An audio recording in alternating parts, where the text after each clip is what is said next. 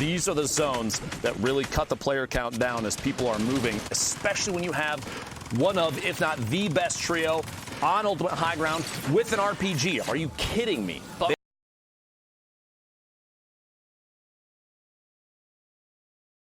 Builds.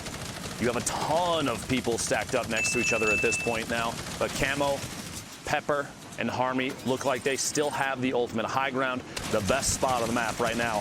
That being said, they're on the far west of the current safe zone, and they need to rotate southeast. Hopefully, somebody's got a launch pad or shockwaves in the inventory to make this rotation. Otherwise, they're going to have to build across and tarp over everyone else underneath them. You do still see Benjyfishy, Mongraal, and Mitro right there on your screen. They are still in this one.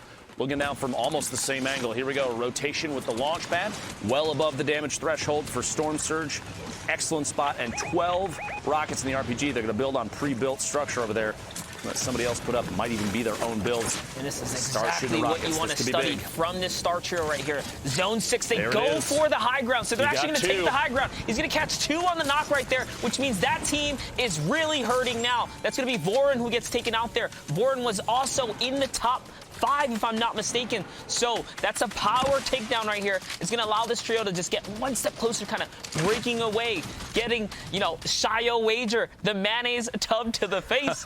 So we'll see if it, comes to fruition before the day's up. Mitro staying a little bit towards the back, keep throwing down those RPGs at players that are rotating, or the builds to see if we can get drops on people. Mitro pick it up. There's those 2 elims in the feed, so he did secure both of them. That puts the entire trio at 6 total right now, 17 points. And we're looking at placement now, top 15 trios remaining.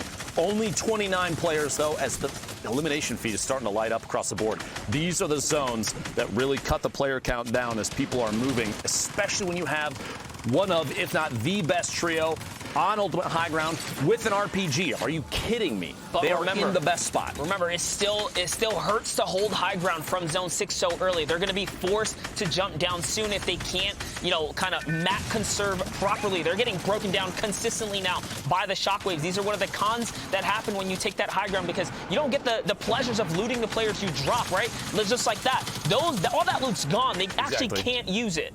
And every time you hear a shockwave, you'll see these players snap and look up in the air to see if they can try and find who's on the fly. In case you have free shots, as that elimination is secured. Mitro picking up a knock on Falconly in the feed.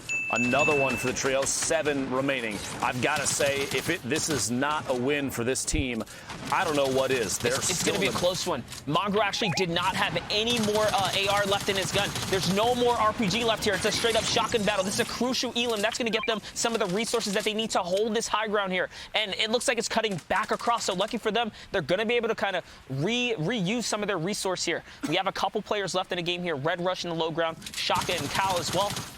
And here's Mitro just raining fire. That tac sub SMG so good for shredding through builds right here. And honestly, it can pierce through the turbos like right there.